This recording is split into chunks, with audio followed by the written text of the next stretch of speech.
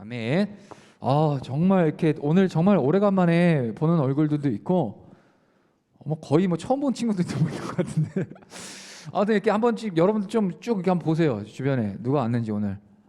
예, 서로 좀 얼굴 좀 인사 좀 하고, 예, 아무도 안 하지만 그래도 자, 축복합니다, 여러분들. 예, 그리고 참 이렇게 찬양을 하면서 그리고 예배를 준비하면서 이 강도사님이 여러분들 향한 좀 마음이, 하나님 주신 마음이 있어요. 여러분들에게 참 미안한 마음이 커요. 예, 일단은 여러분들에게 좀 미안한 마음을 전하고 싶습니다.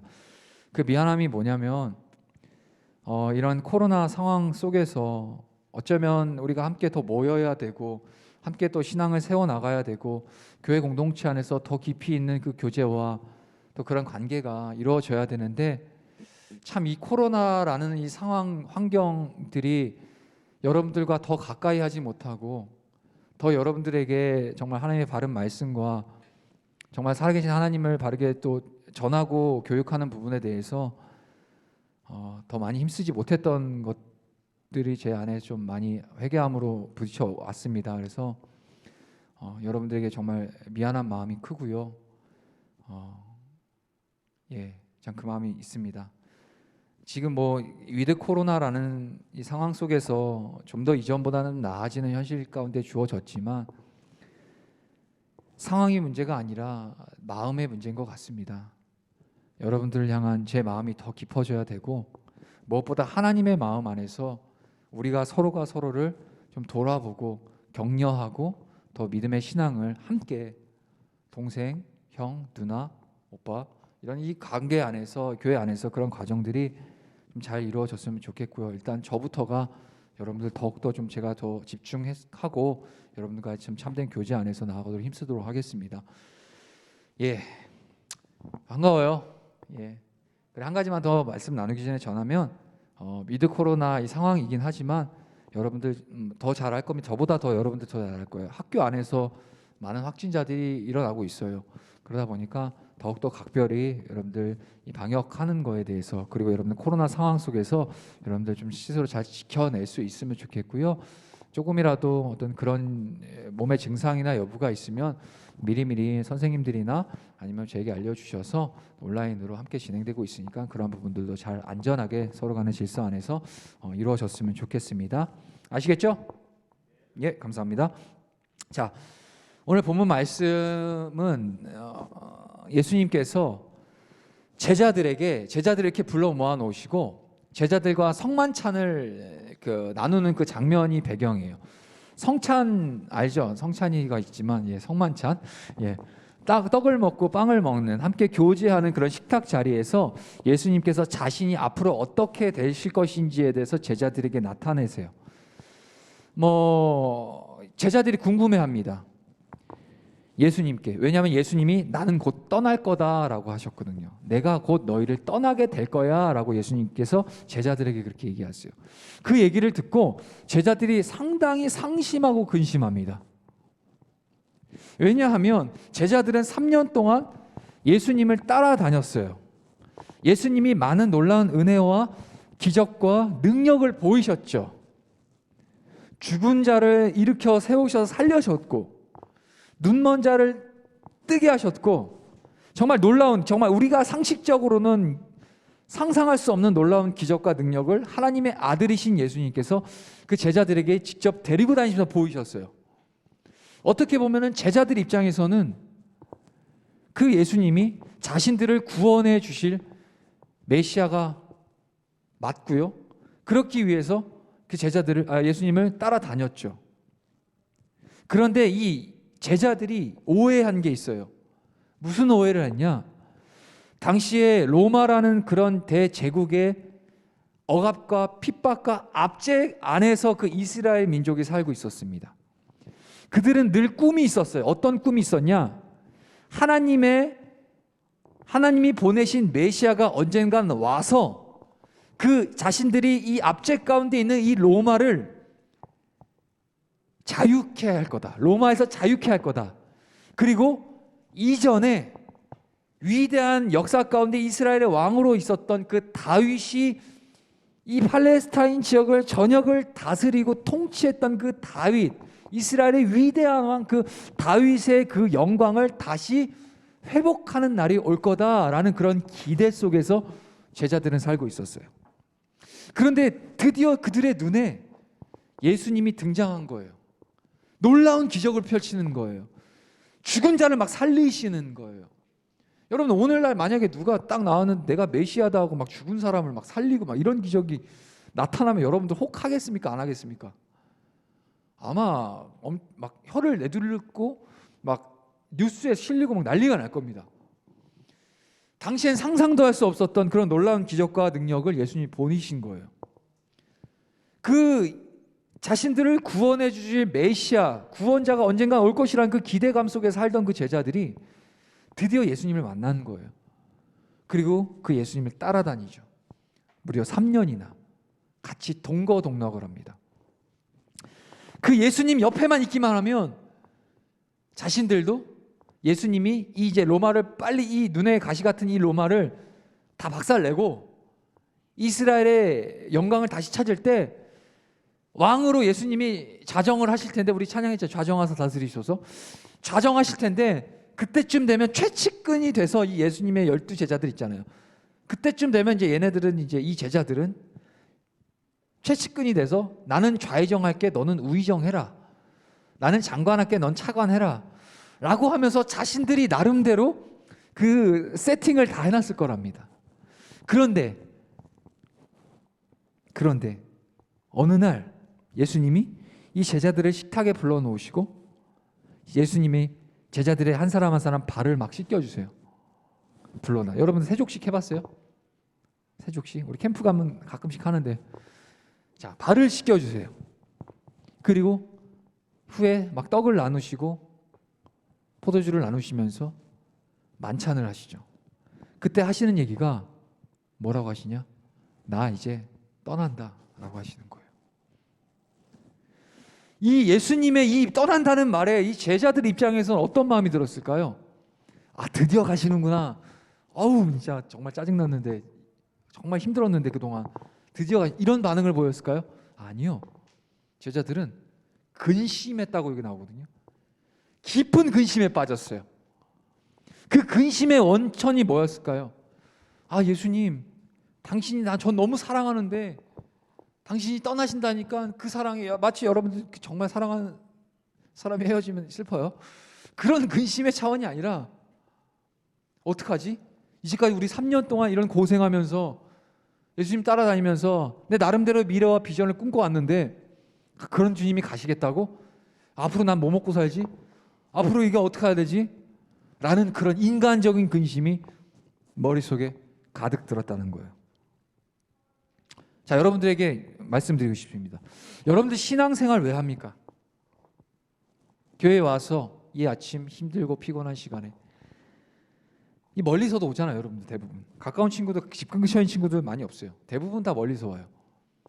여기 아침 9시, 10시 예배 드리려면 최소 8시에는 일어나야 될 것 같아요.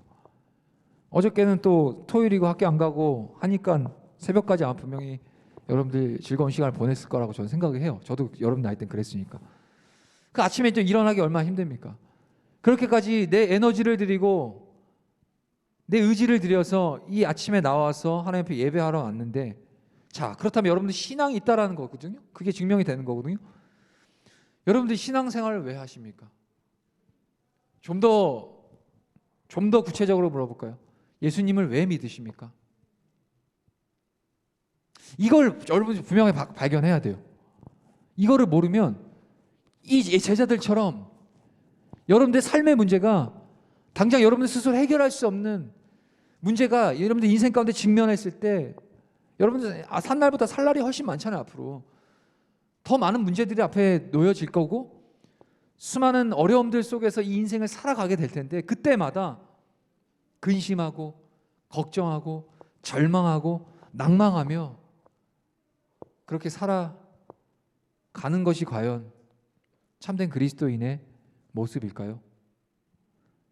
물론 순간순간 근심과 염려가 있을 수 있습니다. 하지만 제자들이 예수님이 난 떠난다라는 그 말 앞에 정말 깊은 근심 가운데 빠져서 이제 앞으로 난 뭐 먹고 사냐, 나는 이제 어떡하지? 내 인생 나 다 있는 그 어부들 고기잡이 배 다 버리고 이제 고향 다 떠나고 심지어 부모 자식까지 다 떠나고 나 예수님 따랐는데 금이 환영해서 다시 고향에 돌아가서 좌의정해서 우의정해서 금이 환영해서 돌아가서 그렇게 그 미래 찬란한 미래를 꿈꿔왔는데 그 예수님이 가시겠다고 하면서 근심에 빠진.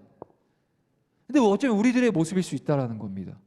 우리가 신앙생활을 하거나 교회에 나와서 예수님 믿고 예배하는 이 모든 근거가 예수님 그분의 사랑과 그분을 향한 우리의 마음이 아니라 무언가 하나를 얻어내고자 또는 내 자신이 유익하고자, 물론 유익하죠. 천국이 보장되어 있으니까 유익한 거죠. 하지만 그런 이유가 아니라 다른 목적으로, 다른 이유로 이 자리에 나온 친구들이 있다면 오늘 그 이유와 목적을 좀 바르게 바꿔서 바른 신앙이 무엇이고 예수님을 바라보는 우리의 자세가 무엇인지를 다시 한번 알고 깨닫고 돌아가실 수 있길 바랍니다. 결국 우리는 지금 예수님을 믿기 때문에 이 예배 자리로 나온 겁니다.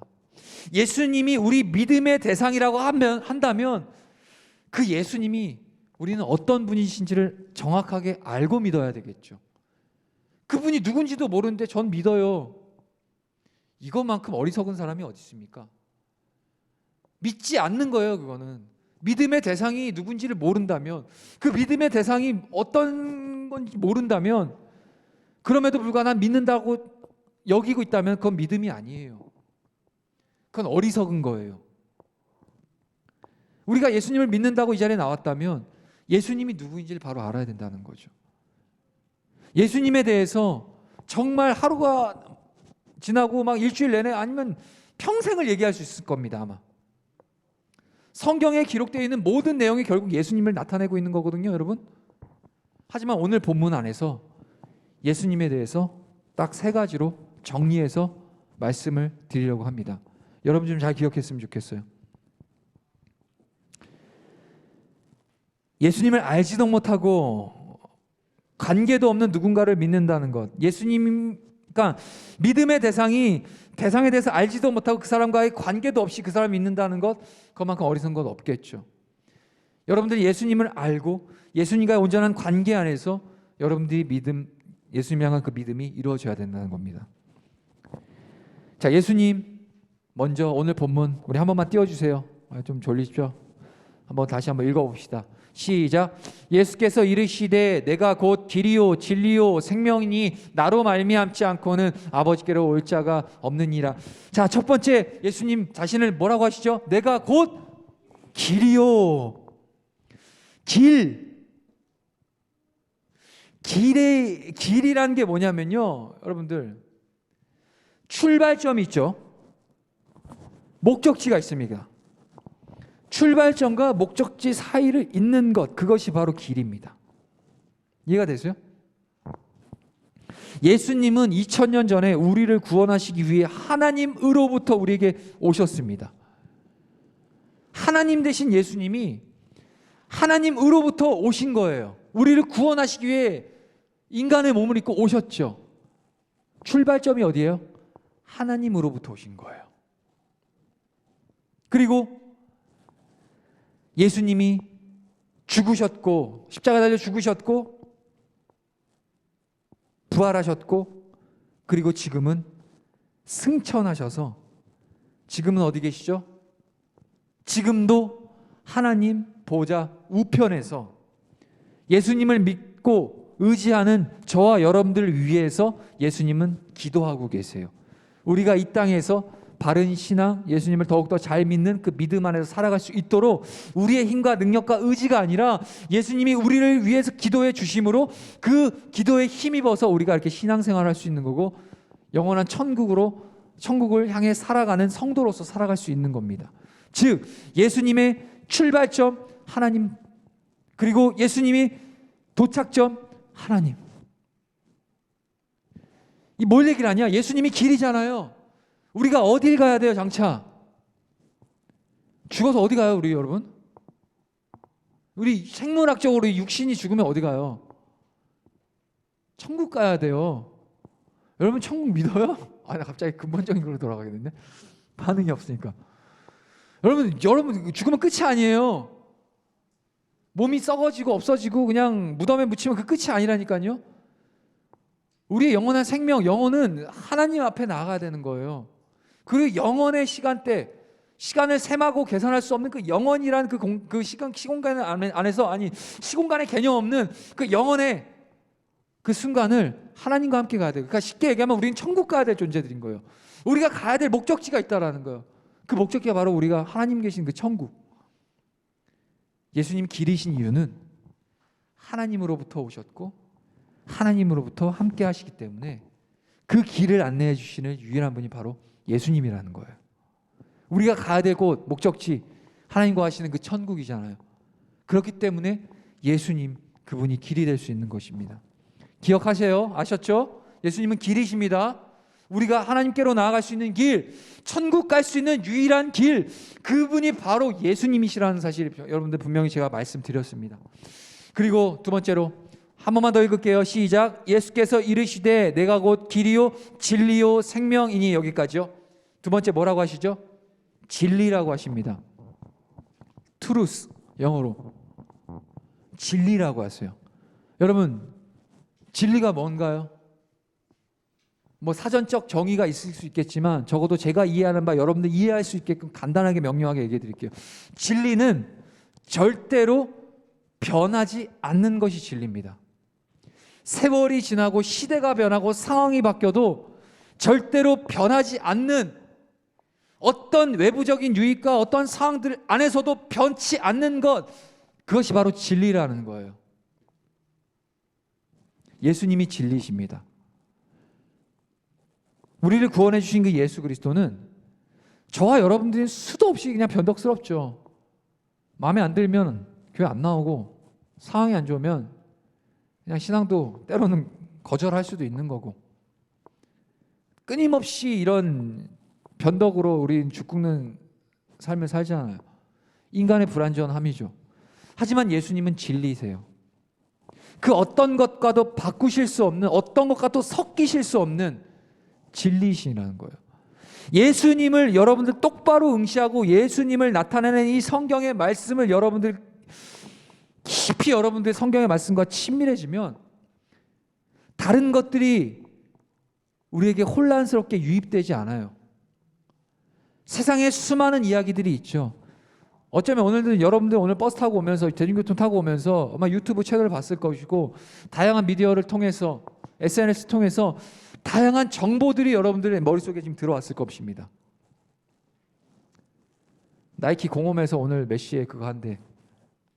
그래서 이제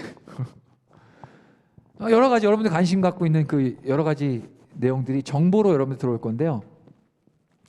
그 정보들이 여러분들을, 인생을 책임져 주거나 그러한 세상의 어떤 그런 가치들이 여러분들의 영혼을 책임져 줄 수 없는 거예요. 왠지 아세요? 그러한 세상의 정보들과 그런 메시지들은 영원하지 못하거든요. 거기엔 영원성이 없어요. 이해가 돼요? 저도 옛날에 운동화 좋아해가지고 운동화 모으는 게 취미였거든요. 뭐 나이키 에어포스나 조던 이런 거. 지금은 없어요. 근데요, 제가 좋아서 그런 거 막 모을 때 그때뿐이에요. 또 몇 년 지나면 이게 사람들이 안 찾아가지고 비싸지고 샀다가 결국 값이 떨어져요. 이런 것처럼 아무리 좋은 건, 아무리 괜찮은 건, 아주 나이스하고 매력적으로 느껴지는 모든 것들이 영원할 수 없다라는 겁니다. 시대마다 바뀔 수 있고요, 상황에 따라 달라질 수 있어요. 유행도 그렇잖아요. 끊임없이 변하잖아요. 지금 우리가 마음을 두고 살아가는 것이 있다면, 여러분들 마음에 예수님이 아닌 다른 것들로 인하여서 마음이 잡혀 있다면 그것들 또한 영원하지 못해요. 근데요, 예수님이 자신을 향해서 뭐라고 하시죠? 내가 진리라고 하시는 거예요. 변하지 않는, 절대로 변할 수 없고 변해서도 안 되는 그분이 바로 우리의 구세주, 구원자 예수님이에요. 예수님 진리십니다. 기억하세요. 그리고 마지막으로 우리 한 번만 더 읽습니다. 시작. 예수께서 이르시되 내가 곧 길이요 진리요 생명이니. 자, 여기까지요. 마지막 뭐라고 하시죠? 생명이십니다. 예수님은 생명이십니다. 예수님은 십자가 위에서 죽으셨어요. 여기까지는 여러분들 알죠? 죽으신 다음에 어떻게 되셨죠? 3일 만에 부활하셨어요. 부활이 뭐죠? 다시 살았다는 겁니다. 그건 뭘 의미하죠? 죽음도 예수님을 이기지 못한다는 거예요. 예수님은 영원한 생명을 소유하고 계신 분이시라는 거예요. 우리가 영혼을 살잖아요. 지금이야 우리가 썩어서 몸은 병들고 나중에 없어져서 육신은 사라질지라도 우리의 영혼은 영원한 하나님의 나라로 천국을 들어가서 영원의 기간에 영원이란 시간 가운데 하나님과 함께 해야 되잖아요. 우리가 영원한 존재라서가 아니에요. 우리는 한낱 사라져버릴 안개와 같은 존재들입니다.